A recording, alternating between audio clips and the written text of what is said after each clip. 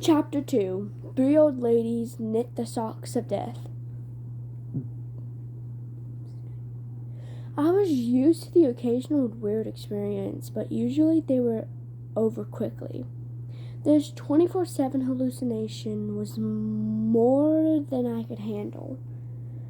For the rest of the school year, the entire campus seemed to be playing some kind of trick on me.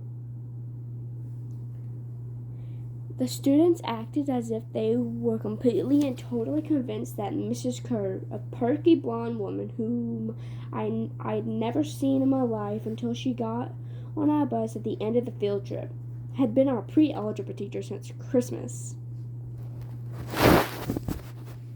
Every so often I would spring a Mrs. Dodd reference on someone just to see if I could trip them up, but they would stare at me like I was psycho. It got so I almost believed them. Mrs. Dodds had never existed. Almost. But Grover couldn't fool me. When I mentioned the name Dodds to him, he would hesitate, then claim she didn't exist, but I knew he was lying. Something was going on. Something had happened at the museum. I didn't have much time to think about it during the days, but at night, visions of Mrs. Dodds with talons and leathery wings would wake me up in cold sweat. The freak weather continued, which didn't help my mood. One night, a thunderstorm blew out the windows in my dorm room. A few days later, the biggest tornado ever spotted in the Hudson Valley touched down only 50 miles from Yancey Academy. One of the current events we studied in social studies class was the unusual number of small planes that had gone down in sudden squalls in the Atlantic that year. I started feeling cranky and irritable most of the time. My grades slipped from D's to F's. I got into more fights with Nancy Bobafett and her friends. I was sent out into the hallway in almost every class. Finally, when our English teacher, Mr. Nicole, asked me for the millionth time why I was too lazy to study for the spelling tests, I snapped. I called him an old sot, which I wasn't even sure what that meant, but it sounded good. The headmaster sent my mom a letter the following week making it official. I would not be invited back next year to Yancey Academy. Fine, I told myself, just fine. I was homesick. I wanted to be with my mom in a little apartment on the Upper East Side, even if I had to go to public school and put up with my obnoxious stepfather and his stupid poker parties. And yet, there were things I'd miss at Yancey. The view of the woods out my dorm window, the Hudson River in the distance, the smell of pine trees. I'd miss Grover, who'd been a good friend, even if he was a little strange. I worried how he'd survive the next year without me. I'd missed Latin class, too. Mr. Brunner's crazy tournament days and his faith that I could do well. As exam week got closer, Latin was the only test I studied for. I hadn't forgotten what Mr. Brunner had told me about this subject being life and death for me. I wasn't sure why, but I'd started to believe him. The evening before the final, I got so frustrated I threw my Cambridge Guide to Greek Mythology across my dorm room. Words had started swimming off the page, circling my head, the letters doing 180s as if they were riding skateboards. There was no way I was going to remember the difference between Chiron and Chiron, or Polydeites and Polydeuces, and conjugating those Latin verbs. Forget it. I paced the room, feeling like ants were crawling around inside my shirt. I remembered Mr. Brunner's serious expression, his 1,000-year-old eyes. I will accept only the best from you, Percy Jackson. I took a deep breath. I picked up the mythology book. I'd never asked a teacher for help before. Maybe if I talked to Mr. Brunner, he could give me some pointers. At least I could apologize for the big fat F I was about to score on his exam. I didn't want to leave Yancey Academy with him thinking I hadn't tried. I walked downstairs to the facility offices. Most of them were dark and empty, but Mr. Burner's door was ajar, light from his window stretching across the hallway floor. I was 3 steps from the door handle when I heard voices inside the office. Mr. Burner asked a question. A voice that was definitely Grover said, "Worried about Percy, sir?" I froze. I'm not usually an eavesdropper, but I dare you to try not to listen if you hear your best friend talking about you to an adult. I inched closer. "Alone this summer," Grover was saying. "I mean, a kindly one, in the school. Now that we know for sure, and they know too, we would only make matters worse by brushing him," Mr. Burner said. "We need the boy to mature more. But he may not have time. The summer solstice deadline will have to be resolved without him, Grover.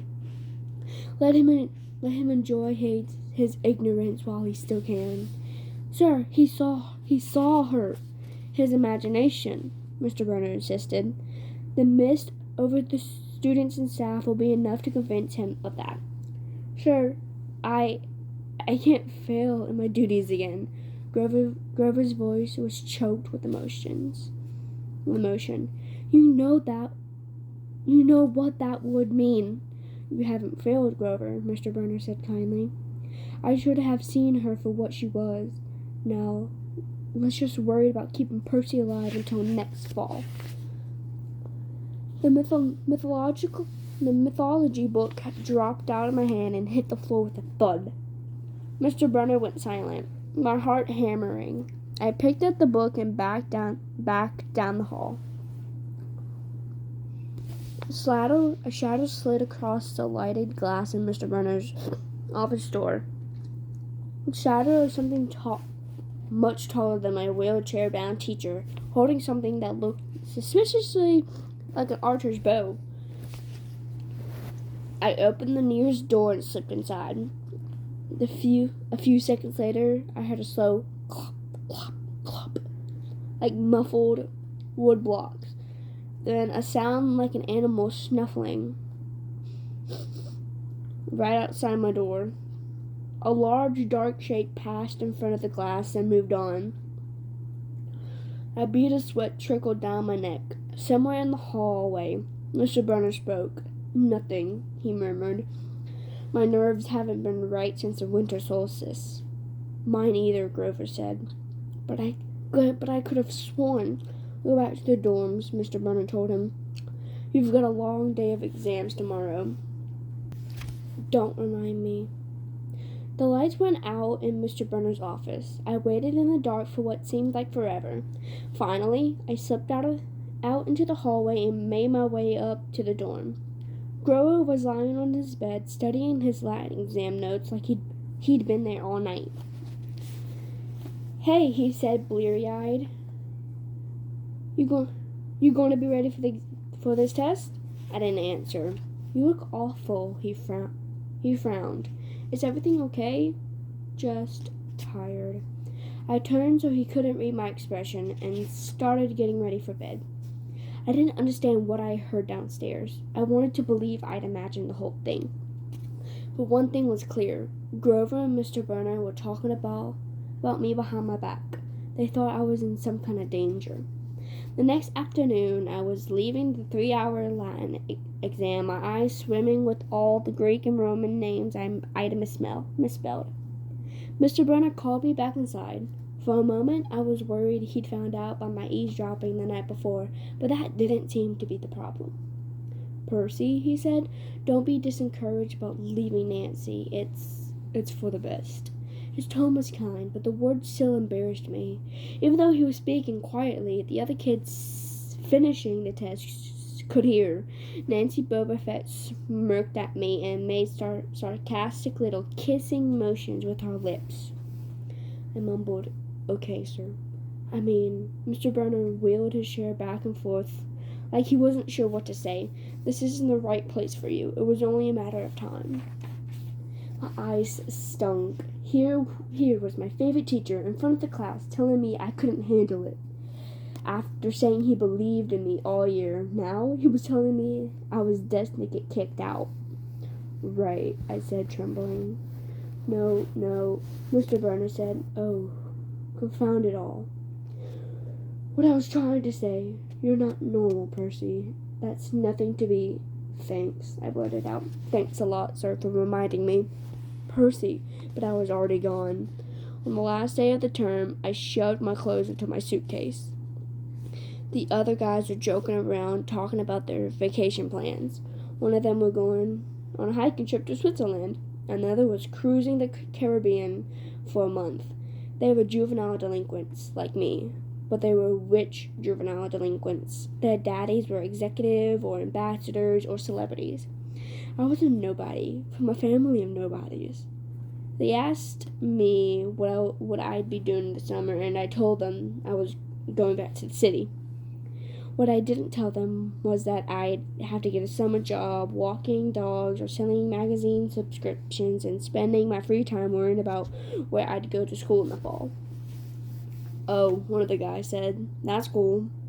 They went back to their conversations as if I never existed. The only person I dreaded saying goodbye to was Grover, but as it turned out, I didn't have to. He booked a ticket to Manhattan on the same Greyhound as I had. So there we were, together again, heading into the city. During the bus ride, Grover kept glancing nervously down the aisle, watching the other passengers. It occurred to me that he'd always acted nervous and fidgety when we left Yancey, as if he expected something bad to happen. Before, I'd always assumed he was worried about getting teased, but there was nobody to tease him on the Greyhound. Finally, I couldn't stand it anymore, I said, looking for the kindly ones. Grover nearly jumped out of his seat. What do you mean? I confessed about eavesdropping on him and Mr. Burner the night before the exam. Grover's eye twitched. How much did you hear? Oh, not much. What's the summer solstice deadline? He winced. Look, Percy, I just wanted to look out for you. I was worried for you. I mean, hallucinating about demon math teachers? Grover. And I was telling Mr. Burner that maybe you were overstressed or something, because there was no such person as Mrs. Dodds, and Grover, you're a really, really bad liar. His ears turned pink. From his shirt pocket, he fished out a grubby business card. Just take this, okay? In case you need me this summer. The card was in a fancy script, which was murder in my dyslexic eyes, but I finally made out something like Grover Underwood, keeper. Half-Blood Hill, Long Island, New York, 800-009-0009. What's half? Don't say it aloud, he yelped. That's my, summer address. My heart sank. Grover had a summer home? I'd never considered that his family might be as rich as the others at Yancey. Okay, I said glumly. So, like, if I want to come visit your mansion? He nodded. Or if you need me. Why would I need you? He came out harsher than I meant it to. Grover blushed right down to his Adam's apple. Look, Percy, the truth is, I kind of have to protect you. I stared at him all year long. I got into fights, keeping bullies away from him. I lost sleep worrying that he'd get beaten up the next year without me. And here he was acting like he was the one who defended me. Grover, I said. What exactly are you protecting me from? There was a huge grinding noise under our feet. Black smoke poured out of the dashboard, and the whole bus filled with a smell like rotten eggs. The driver cursed and limped the Greyhound over to the side of the highway. After a few minutes clanking around in the engine compartment, the driver announced that we all would have to get off. Grover and I followed outside with everybody else. We were on a stretch of country road, no place you'd notice if you didn't break down there. On our side of the On our side of the highway was nothing but maple trees and litter from passing cars. On the other side, across 4 lanes of asphalt, shimmering with afternoon heat, was an old-fashioned fruit stand. The stuff on sale looked really good. Heaping boxes of blood-red cherries and apples, walnuts and apricots, jugs of cider, and a clawfoot tub full of ice. There were no customers there, just 3 old ladies sitting in rocking chairs in the shade of a maple tree, knitting the biggest pairs of socks I've ever seen. I mean, these socks were the size of sweaters, but they were clearly socks. The lady on the right knitted one of them. The lady on the left knitted the other. The lady in the middle held an enormous basket of electric blue yarn. All 3 women looked ancient, with pale faces wrinkled like fruit leather, silver hair tied back in white bandanas, bony arms sticking out of the bleached cotton dresses. The weirdest thing was, they seemed to be looking right at me. I looked over at Grover to say something about this and saw that the blood had drained from his face. His nose was twitching. Grover, I said. Hey, man, tell me they're not looking at you. They are, aren't they? Yeah, weird, huh? You'd think those socks would fit me. Not funny, Percy, not funny at all. The old lady in the middle took out a huge pair of scissors, gold and silver, long-bladed, like shears. I heard Grover catch his breath. We're getting on the bus, he told me. Come on. What? I said. It's 1,000 degrees in there. Come on. He pried open the door and climbed inside, but I stayed back. Across the road, the old ladies were still watching me. The middle one cut the yarn, and I swear I could have heard that snip across the 4 lanes of traffic. Her 2 friends balled up the electric blue socks, leaving me wondering who they could possibly be for, Sasquatch or Godzilla. At the rear of the bus, the driver wrenched a chunk of the smoky metal out of the engine compartment. The bus shuddered, and the engine roared back to life.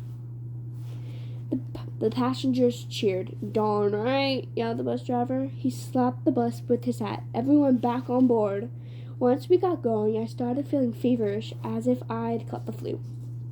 Grover didn't look much better. He was shivering and his teeth were chattering. Grover? Yeah? What are you not telling me? He dabbed his forehead with his shirt sleeve. Percy, what did you see back there at the fruit stand? You mean the old ladies? What is it about them, man? They're not like Mrs. Dodds, are they? His expressions was hard to read, but I got the feeling that the fruit stand ladies were something much, much worse than Mrs. Dodds. He said, Just tell me what you saw. The middle one took out her scissors and she cut the yarn. He closed his eyes and made a gesture with his finger that might have been crossing himself, but it wasn't. It was something else, something almost older. He said, You saw her snip the cord? Yeah, so? But even as I said it, I knew it was a big deal. This is not happening, Grover mumbled. He started chewing at his thumb. I don't want this to be like the last time. What last time? Always 6th grade. They never get past 6th grade. Grover, I said, because he was starting to scare me. What are you talking about? Let me walk you home from the bus station. Promise me. This seemed like a strange request to me, but I promised him he could.